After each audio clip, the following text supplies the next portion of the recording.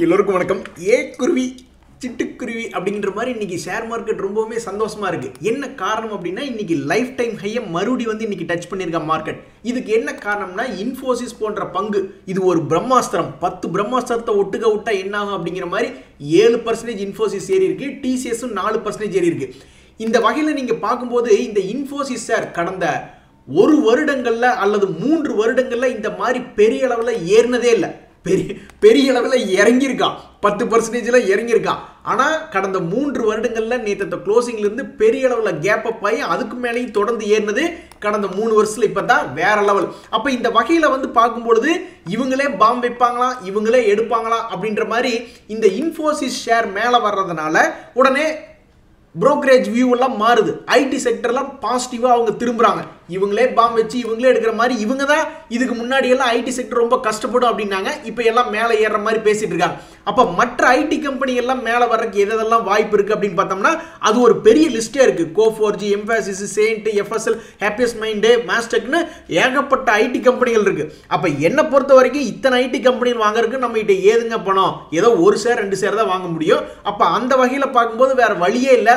வேண்டான்னு எட்டி போச்சு அந்த டாடா டெக்னாலஜிஸ் ஐடி ஃபண்டு, அது போன்ற ஐடி ஃபண்டுகளில் தான் போய் காலில் விழுகணும்னு நான் நினைக்கிறேன். இதில் இந்த ஆனந்தம் இன்னும் முடியல. இங்கே பாருங்க, இந்த ஹெச்சிஎல் டெக், விப்ரோ இவங்களும் பெரிய ஆள் தான். இன்ஃபோசிஸ், டிசிஎஸ் பெரிய ஆளுங்கன்னா அதுக்கு அடுத்து இருக்கக்கூடிய இந்த ஹெச்சிஎல் டெக், விப்ரோவும் பெரிய ஆளுங்க தான். அவங்களுடைய ரிசல்ட் அப்படின்றது இன்னைக்கு வருது. அவங்களுடைய ரிசல்ட் ஒருவேளை நல்லா இருந்து மார்க்கெட் 22,000 தாண்டிட்டா கரடிகளுக்கு இங்கு வேலை இல்லை அப்படின்னு போர்டு எழுதி போட்டுற வேண்டியதா. அப்புறம் கரடிகள் மறுபடியும் எப்படா மறுபடியும் இந்த ரிசல்ட் சீசன் முடியும் அப்படின்னு காத்து கிடக்க வேண்டியதுதான் அப்படின்றது என்னுடைய கருத்து. நல்ல வேலை இந்த குஜராத் கவர்மெண்ட் வந்து இன்னைக்கு டாடா பவரோட ஒரு மெமரண்டம் ஆஃப் அண்டர்ஸ்டாண்டிங் போட்டிருக்காங்க 10,000 மெகாவாட் ப்ராஜெக்ட் டெவலப் பண்றதுக்காக. இந்த சமயத்தில் நம்ம என்ன பார்க்கணும் அப்படின்னா இந்த அதானி பவர், டாடா பவர் அப்படின்னு 2 இருக்கு. இந்த அதானி பவர்னுடைய சேல்ஸ் யாரா இருந்தா என்னங்க, நம்மளுக்கு சேல்ஸ் எந்த அளவு பண்றான், அவனுடைய லாபம் என்ன அப்படின்னு பார்க்கணும். இவனுடைய சேல்ஸ் 48,000 கோடிக்கு போயிட்டு இருக்கு. இவனுடைய லாபம் 10,000 கோடிக்கு பக்கம் போயிட்டு இருக்கு. அதே சமயத்தில் நம்மளுடைய டாடா பவர்னு நம்ம பார்க்கும்பொழுது அவங்களுக்கு ஒரு 55,000 கோடி சேல்ஸ் போயிட்டு இருக்கு. 3,810 அப்படின்ற மாதிரி போயிட்டு இருக்கு. ஒன்றும் பெரிய டிஃபரன்ஸ் இல்லை அப்படின்ற மாதிரி ஆயிப்போச்சு. இந்த சமயத்தில் ஃபண்டமெண்டலா எந்த ஷேர் முதல்ல போய் 1000 ரூபாய் தொடும்? அதானி பவர் 1000 ரூபாய் போய் தொடுமா அல்லது டாடா பவர் போய் 1000 ரூபாய் தொடுமா அப்படின்றத நம்ம பொறுத்து தான் பார்க்கணும்.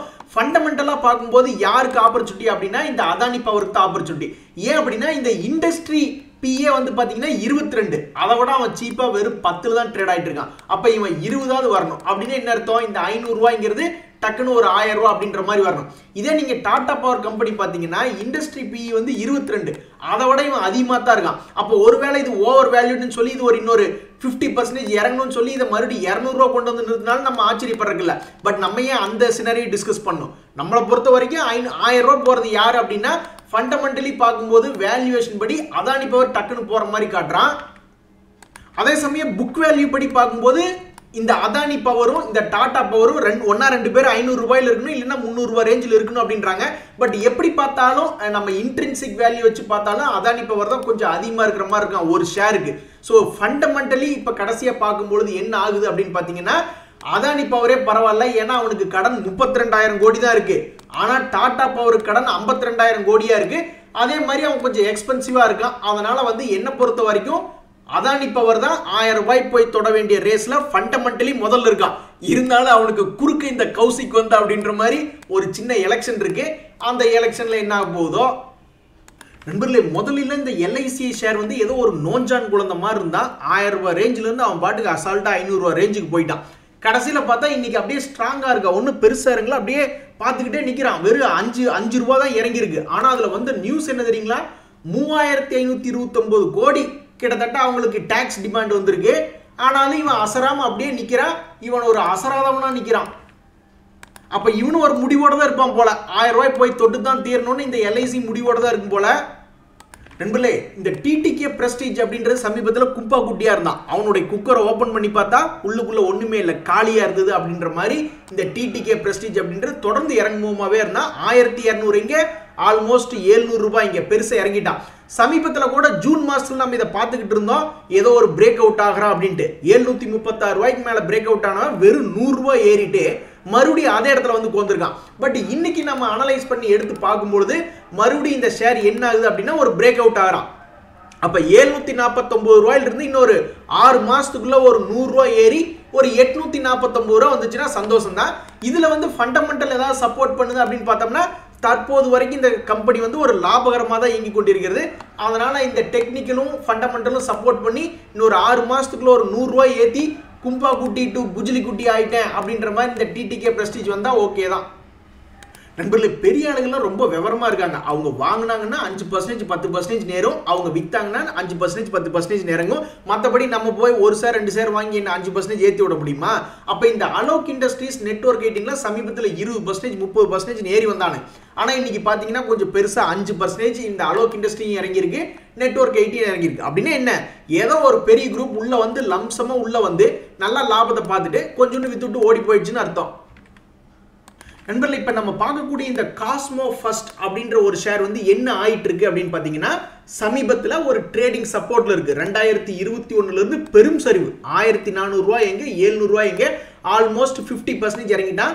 50% இறங்கிட்டாவே அந்த ஷேர்ல ஒரு நேச்சுரல் சப்போர்ட் வரும் அப்படின்றது நம்மளுக்கு தெரிஞ்ச விஷயம் தான். இப்படித்தான் கும்பா குட்டியான பேடிஎம் ஏறி வந்தான், கார்ட்ரேட் ஏறி வந்தான், எல்ஐசி ஏறி வந்தான், எல்லாம் ஏறி வந்தானுங்க.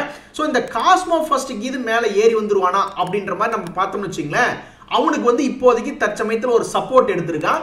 பிளஸ் அடிஷ்னலாக இப்போ ஒரு பிரேக் அவுட்டும் ஆயிருக்கான். ஸோ அப்போ இவன் பழைய ரேட் சமீபத்தினுடைய ஹை 763 ரூபா வந்தாலும் சந்தோஷம் தான். அதுக்கு மேலே அவனுடைய உச்சாணி கொம்பு 1300 வந்தாலும் சந்தோஷம் தான். இந்த கம்பெனி வந்து எதில் இருக்காங்கன்னா ஸ்பெஷாலிட்டி ஃபில்ம்ஸ் ஃபார் பேக்கேஜிங் அப்படின்னு இருக்காங்க. அவங்களுடைய ப்ராடக்ட் எல்லாம் பார்க்கும்போது ரொம்ப சஸ்டைனபிளாக இருக்கக்கூடிய ப்ராடக்டாக தான் இருக்கு. இந்த என்னைக்காவது நம்ம இந்த மாதிரி பேக்கெட் எல்லாம் பார்த்துருவோமா கடையில், எந்த ஒரு டிபார்ட்மெண்ட் போனாலும் சரி, எங்கே போனாலும் சரி, அவங்களுடைய ப்ராடக்ட் ரேஞ்ச் வந்து அழியாத பொருள் மாதிரி தான் இப்போ வரைக்கும் இருக்கு. ஸோ இது கொஞ்சோண்டு டிவிடெண்ட் கொடுக்கக்கூடிய கம்பெனியாகவும் இருக்கு. தற்சமயம் வரைக்கும் இவன் ப்ராஃபிட்ல தான் இயங்கி கொண்டிருக்கான். அது எப்பேற்பட்ட ப்ராஃபிட், 30 கோடியில் ஆரம்பிச்சு 300 கோடி வரைக்கும் வந்திருக்கிற கெப்பாசிட்டி இவங்ககிட்ட இருந்திருக்கு. ஒருவேளை இந்த ஷேர் மார்க்கெட் கருணையோடு சரி போன போகுது இவனை ஏற்றி விடுவான்னு சொல்லி இவனை 750 ரூபாய்க்கு ஏற்றி விட்டாலும் சரிதான், 1300 ரூபாய்க்கு ஏற்றி விட்டாலும் சரிதான். அதெல்லாம் சும்மா நடந்துருமா, சும்மா வருவாளா சுமாரி அப்படின்ற மாதிரி, அதெல்லாம் ஒரு 2-3 வருஷம் கூட ஆகத்தான் செய்யும். 2022 எங்கே 2024 எங்கே 2 வருஷம் கூடி இறங்கியிருக்கான். அப்ப 2 வருஷம் கூடி ஏறுவான் இல்லையா, அந்த மாதிரி தான் நம்ம கணக்கெடுத்து பார்க்கணும். அப்ப 2 வருஷம் இறங்கினது 2 நாள்ல ஏறிடுவானா? ஸோ இந்த ஷேர் மார்க்கெட்ல மட்டும் உங்ககிட்ட பொறுமை அப்படிங்கிறது இல்லை அப்படின்னா கண்டிப்பா உங்களால இந்த 100% 200% லாபம் அப்படின்றது பார்க்கறது ரொம்ப ரொம்ப கஷ்டம் அப்படின்றது என்னுடைய கருத்து. நண்பர்களே, இன்னைக்கு ஷேர் மார்க்கெட்ல ஒரு நல்ல நியூஸ் என்னன்னா, இவங்க மீடியாக்கள்ல போய் நம்ம டிஸ்கஸ் பண்ணிட்டு இருக்கும்போது சில ஷேர்ல டிஸ்கஸ் பண்றாங்க. ரொம்ப சந்தோஷம், சில ஷேர்ல என் போர்ட்ஃபோலியோல இருக்குன்னு நான் ரொம்ப சந்தோஷப்பட்டுக்கிட்டேன். அதுக்கப்புறம் முக்கியமா நான் என்ன பார்த்தேன்னா, இந்த கோத்ரேஜ் கன்சூமர் அப்படின்ற ஷேர் ஒன்று பார்த்தேன். இந்த கோத்ரேஜ் கன்சூமர் ப்ராடக்ட்ஸ் வந்து எஃப்எம்சிஜி செக்டர்ல இருக்கு. இவனுடைய சார்ட் நீங்க பாத்தீங்கன்னாக்கா சமீபத்தில் இவனுங்க எல்லாம் பெருசா ஏறல, கொஞ்சம் சுணக்கமாக தான் இருக்காங்க. ஐடிசி ஆகட்டும் அவனும் பிரேக் அவுட் ஆகிட்டான், ஹிந்துஸ்தான் யூனிலிவர் ஆகட்டும் பெருசாக அவனும் சப்போர்ட் எடுத்துட்டான். இருந்தாலும் பெருசாக எவனும் ஏறல. ஸோ மேபி இப்போ எஃப்எம்சிஜி எல்லாம் இவங்க டிஸ்கஸ் பண்ணுறதுனால எஃப்எம்சிஜி செக்டரில் கொஞ்சம் ரிவைவல் ஆகி மேலே வந்துன்னா ரொம்ப சந்தோஷம். இது யாரையா நம்மளுக்கு தெரியாமல் எஸ்எஸ்டபிள்யூஎல்னு பேர் வச்சது? ஒரு செகண்ட் அப்படியே ஜெர்க் ஆகிட்டேன். என்னங்க நம்ம ஷேர் ஒரு நாளைக்கு இத்தனை ஷேர் பார்க்குறோம், ஒரு ஷேர் நம்மளுக்கு தெரியல அப்படின்னு பார்த்தா நம்ம ஸ்டீல் ஸ்ட்ரைட் வீல்ஸ் லிமிடெட் இப்படி ஸ்டீல்னு பேசி இந்த எஸ்எஸ்டபிள்யூஎல் அப்படின்னு ரெஜிஸ்டர் ஆகல. இவங்க ஒரு மீடியாவில் டிஸ்கஸ் பண்ணுறாங்கன்னாவே அது இந்த அடிவாரத்தில் இருக்காது. இன்ஃபோசிஸ் ஆகட்டும் டிசிஎஸ் ஆகட்டும் சீப்பாத்து கீழே கிடந்தான். போன வருஷம் யாராவது வந்து எடுத்துங்க அப்படின்னு கீழே படுத்து கிடந்தான். நம்ம போய் எடுக்கலாம்னு நினச்சா இல்லை ஐடி செக்டர்லாம் கும்பானாலும் ஆயிரும், அமெரிக்காவில் ரெசன் வருதுன்னு சொல்லி கையை பிடிச்சி தடுத்த மாதிரி நெகட்டிவ் நியூஸாக பறிப்புட்டாங்க. ஸோ இப்போ அனலிஸ்ட் என்ன பண்ணுறாங்க அப்படின்னு பார்த்தா, கீழே ஒரு நெகட்டிவ் மொமெண்டம்ல இருக்கும்போது அவங்க வாங்குறது இல்லை. ஏன்னா அது எவ்வளோ தூரம் கீழே போகும்னு அவங்களுக்கு தெரியாது. மேலே பாசிட்டிவ்ல இருக்கும்போது தான் மீடியாக்களை டிஸ்கஸ் பண்ணுறாங்க. பட் அது நம்மளுக்கு வந்து பெருசாக உபயோகம் இல்லை. என்ன காரணம்னு பார்த்தீங்கன்னா, இப்போ இந்த 5 வருஷத்தில் நம்ம போய் பார்த்தோம்னா இவனை பிடிக்க முடிய நிலைமையில் இருக்கா. 43 ரூபா இருக்கும்போது யாராவது இந்த ஸ்டீல் ஸ்ட்ரிப்ஸ் வந்து இது 300 ரூபா போங்க அப்படின்னு சொல்லியிருந்தா நம்மளுக்கு சந்தோஷமா இருக்கும். பெரிய ஆளுக்கு சொல்லணும், சும்மா போறவங்க வரவங்க நம்ம மச்சாங்க மாமா அப்படின்ற மாதிரிலாம் சொன்னால் நம்மளுக்கு எப்படி தெரியும்? ஒரு பெரிய புரோக்கரேஜ் ஹவுஸ் வந்து இந்த மாதிரி இப்போ ஒரு 30 ரூபாயில் இருக்குங்க, இது ஒரு 5 வருஷம் கழிச்சு 500 ரூபா போகும்னு சொன்னால் பரவாயில்ல. ஆனால் ஏறி உச்சாணியில் இருக்கும்போது இங்கே வந்து டிஸ்கஸ் பண்ணாங்கன்னா அப்போ நம்ம இங்கே போய் வாங்கி கீழே இறங்கிட்டா என்ன பண்ணுறது? அதனால நண்பர்களே, நான் ஷேர் மார்க்கெட்டை அலசி ஆராய்ஞ்சிட்டேன். நம்ம உச்சாணி கொம்புல இருக்கும்போது யார் என்ன டிஸ்கஸ் பண்ணாலும் நம்மளை பொறுத்த வரைக்கும் கீழ் ரேட்ல வாங்கி அட ஒரு வருஷம் சும்மா கொண்டிருந்தாலும் பரவாயில்ல, பட் 2 வருஷம் சும்மா கொண்டிருந்தாலும் பரவாயில்ல, அதுக்கப்புறம் ஒரு 50% ஏறிச்சுன்னா ரொம்ப சந்தோஷம் அப்படின்ற மாதிரி தான் என்னுடைய கருத்து. இப்போ கூட பாருங்க, சமீபத்தில் நம்ம இவனை பார்த்துக்கிட்டு இருந்தோம், தமிழ்நாடு பெட்ரோவை 89 ரூபா ரேஞ்சுக்கு இப்போதைக்கு 106 ரூபா வந்திருக்கான். இன்னுமே இவன் ஏறணும் அப்படின்றது என்னுடைய கருத்து. எது வரைக்கும் ஏறணும்? 150 ரூபா வரைக்கும் ஏறணும் அப்படின்றது என்னுடைய கருத்து.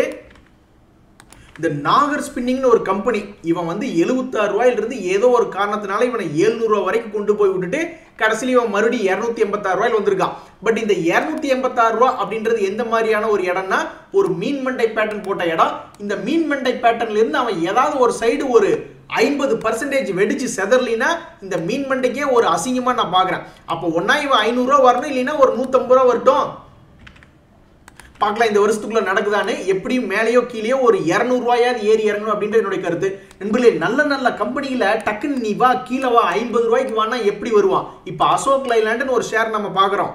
இவன் மார்க்கெட் ஏறினதுனால கீழே வெறும் 50 ரூபா ரேஞ்சில் இருந்தவன் இன்னைக்கு 176 ரூபாயில வந்து ட்ரேட் ஆகிட்டு இருக்கான். இப்போ நீ வந்து கீழே வா 50 ரூபாய்க்கு வா நான் வாங்கணும்னா எப்படி வருவான்? ஸோ என்னை பொறுத்த வரைக்கும் தற்சமயம் வரைக்கும் இப்போ கூட சமீபத்தில் ஒரு சப்போர்ட் கிட்ட வர மாதிரி வந்தா 160 ரூபா, அதுக்குள்ள அவனுக்கு என்ன அவசரமோ 165 ரூபாய்க்கே சப்போர்ட் எடுத்துட்டு மறுபடியும் மேலே போயிட்டான். ஸோ நான் அந்த அவசரத்தை கணக்கு பண்ணி மறுபடியும் 165 ரூபாய் எங்க வர போறான்? இந்த 176 ரூபாயே ஒரு சப்போர்ட் அப்படின்ற மாதிரி நான் யோசிச்சுட்டு இருக்கேன். மேபி இந்த சப்போர்ட் ஒர்க் அவுட் ஆச்சுன்னா ஒரு 15 ரூபாய் 20 ரூபாய் ஏறி ஒரு 195 ரூபாய் மார்க்கெட் இப்ப லைஃப் ஹைல இருக்கு, சந்தோஷமா இருக்கு. அந்த சந்தோஷத்துல இவனும் பங்கெடுத்துக்கணும்னு நினைச்சானா 200 ரூபாய் இவன் சீக்கிரம் வந்து தொடுவான் அப்படின்றத என்னுடைய கருத்து. குடிகாரம் பேச்சு விடிஞ்சா போச்சு அப்படிம்பாங்க. ராத்திரி தான் வந்து வீட்டம்மா மானே தேனே அப்படிம்பான். காலையில எந்திரிச்சு பார்த்து ஒரு மாதிரி சண்டையா இருக்கு. அது மாதிரி தான் இந்த அட்டுல் ஷேர் அப்படின்றது பலமுறை சப்போர்ட் எடுக்கிறான்.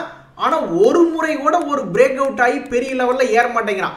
எத்தனை முறை சப்போர்ட் எடுத்துட்டான் இந்த 2023லயே? இவனுக்கு என்ன பிரச்சனையும் தெரியல. இப்ப கூட பாருங்க, இந்த அட்டுல் அப்படின்றது வந்து இவ்வளவு நாள் இறங்கு முகத்துல சப்போர்ட் எடுத்துட்டு இருந்தது, இப்ப ஏறு முகத்துல சப்போர்ட் எடுத்திருக்கு. ஸோ கூடிய வரையில் ஒரு 8000 ரூபாயாவது வந்ததுன்னா ரொம்ப சந்தோஷமா இருக்கும். அப்படி இல்லைன்னா இவன் எடுத்த சப்போர்ட் எல்லாமே ஒரு கும்பா சப்போர்ட்டு போக வேண்டியது. ஆமாங்க, சப்போர்ட் எடுத்து ஒரு 30-40% ஏறினா தானே சந்தோஷமா இருக்கும். சரி, ஒரு இடம் ஃபெயில் ஆச்சுன்னா பரவாயில்ல. இப்படி என்ன தொடர்ந்து ஒரு வருஷம் பூராவே எல்லா சப்போர்ட்டையும் கும்பா சப்போர்ட்டா மாத்தி விடுவானுங்களா? இல்ல, ஒரு முறை ஏறி இருக்கான். நண்பர்களே, இந்த ஹெட்ஜ் இன்ஃப்ரா ஷேர் வச்சிருக்கீங்களா? உங்களுக்கு ஷேர் மார்க்கெட்ல இன்னைக்கு ஒரு நல்ல நியூஸ், 4% ஏறி இருக்கான். இந்த ஒரு வருஷத்துல மட்டும் 8% ஏறிட்டான்.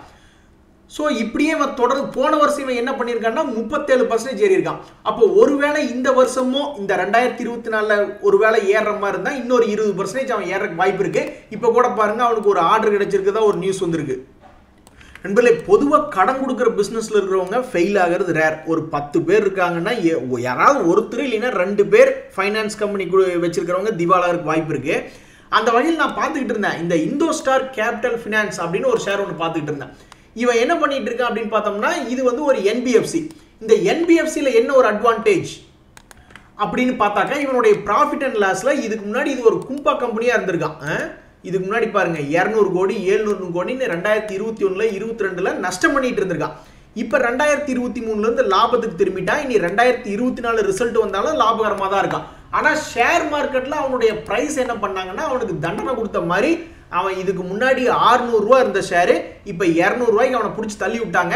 இதுல யாராவது பெரிய ஆளுங்க பணம் போட்டு சும்மா உட்காந்துட்டு இருக்காங்களா அப்படின்னு பார்த்தோம்னா, அதுல பெரிய அளவுல யாரும் போய் மாட்டிக்கல. எஃப்ஐஸ் டிஐஸ் எல்லாம் வந்து முதல்ல வச்சிருந்திருக்காங்க.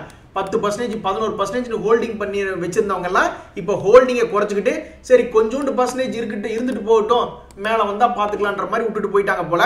ஸோ இப்போதைக்கு இது டெக்னிக்கலி பாசிட்டிவா திரும்பி இருக்கு, ஃபண்டமெண்டலாவும் பாசிட்டிவா ஒரு லாபகரமா திரும்பி இருக்கு. இனி எதிர்காலம் என்ன பண்ணும் அப்படின்றது இனி பொறுத்து தான் பார்க்கணும். நண்பர்களே, பால் ரெட்டா இருக்குமா? நீங்க பாத்திருக்கீங்களா? அது எப்படி தியாகு, பால்னா வெள்ளையா தானே இருக்கு அப்படின்னு. ஆனா இங்க ஒருத்தர் இருக்கா, பால் ரெட், பால் சேவப்பா இருக்குன்ட்டு ஒரு பேரை வச்சுக்கிட்டு பால் ரெட் இருக்கா. இவன்ட்டு எல்லாம் போனா நம்ம போர்ட்ஃபோலியோவை ரெட் பண்ணி விட்டுருவான்னு நான் நினைக்கிறேன். அதாவது இந்த பால் ரெட் டெக்னாலஜில எது ஒரு அட்ராக்டிவ் பாயிண்ட் நான் பார்த்துட்டு இருக்கீல, திடீர்னு எஃப்ஐஸ் வந்து ஒரு 6% ஹோல்டு பண்ணிட்டு இருக்கிற மாதிரி அவங்க காட்டுறாங்க. அது என்ன கம்பெனி? எஃப்ஐஸ்ல யார் அப்பேற்பட்ட பெரியாள்னு பார்த்தா passage to India master fund லிமிடெட்னு ஏதோ ஒரு ஃபண்டு, அதுல வந்து 6% இதுல ஹோல்டு பண்ணிட்டு இருக்காங்க. ஆனா அவங்க கிட்ட எல்லாம் பணம் இருக்கு. ஏதோ அவன் வாங்குறதே 30 கம்பெனி 40 கம்பெனி வாங்கி வச்சிருக்கான். ஏதோ ஒரு கம்பெனி கும்பா பாடிட்டு போனா அவங்களுக்கு ஒன்றும் பெரிய விஷயம் கிடையாது. ஆனா உங்களுடைய போர்ட்ஃபோலியோல வச்சிருக்கிறதே 10 ஷேர் 20 ஷேர் அதுக்கு தான் பணம் இருக்கு அப்படின்ட்டு ஏதோ ஒரு டெக்னிக்கலா வந்து சப்போர்ட்ல வந்து உளுந்திருக்கு அவங்க இது ஏறுவானா அப்படின்ற மாதிரிலாம் நீங்க எடுக்க கூடாது. எந்த ஒரு ஷேர் நீங்க எடுத்தாலும் அது ஏதாவது ஒரு செக்டர்ல தியரி இருக்கணும். இது என்ன செக்டர், லாப செக்டரா நஷ்ட செக்டரா, அதே மாதிரி அவன் லாபம் பண்ணிட்டு இருக்கானா நஷ்டம் பண்ணிட்டு இருக்கானா, அவனுடைய அங்காளி பங்காளிகள் பீர்ஸ் எல்லாம் என்ன பண்ணிட்டு இருக்கானுங்க, காம்படிட்டர்ஸ் அவங்க எல்லாம் பெரிய லாபத்தில் இருக்காங்களா நஷ்டத்தில் இருக்காங்களான்னு ஏகப்பட்ட டேட்டா பார்த்துட்டு எடுக்கணும். இல்லைன்னா அப்புறம் கண்டிப்பா இந்த ஷேர் பக்கமெல்லாம் தலை வச்சு படுத்துறாதீங்க, உங்க போர்ட்ஃபோலியோ ரெட் பண்ணி விட்டுருவான். சரி நண்பர்களே, இன்றைய தகவல் உங்களுக்கு உதவியாக எனக்கு சந்தோஷம் தான். ரொம்ப நன்றி, வணக்கம்.